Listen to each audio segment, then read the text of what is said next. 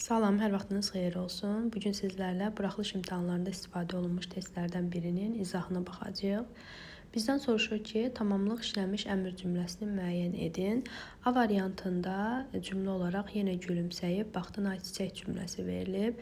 Cümlənin xəbərinə baxdığımız zaman görürük ki, xəbər baxdın xəbəridir və feilin keçmiş zamanı şuhudi keçmiş zamanla ifadə olunub. Əmr cümləsinin xəbəri isə biz bilirik ki, feilin əmr şəkli ilə ifadə olunur. Yəni əmr cümləsinin xəbəri mütləq şəkildə əmr şəklində olmalıdır deyə biz A variantını götürə bilmərik. Eyni zamanda cümlədə tamamlıq da istifadə olunmayıbdır. B variantında məndən aldığı kitabı qaytarmalıdır. Cümləmizdə tamamlıq var, kitabı, nəyi? Kitabı, tamamlığımız var.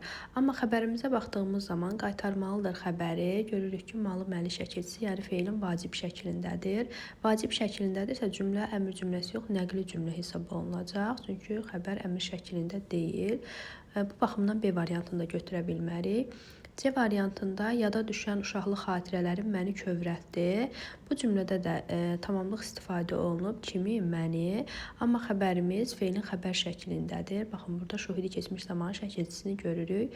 Xəbərimiz xəbər şəklində olduğu üçün bu cümlədə nəqli cümlə hesab olunacaq. Daha sonra D variantında yaxşı insanlara layiqincə qiymət verək.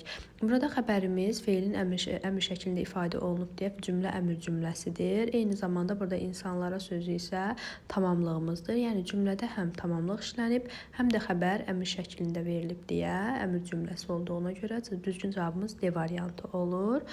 Y variantına isə baxaq. Deyir, bir qrup həkim təltif edilsin. Burada təltif edilsin feilin əmr şəklindədir və cümlə əmr cümləsidir.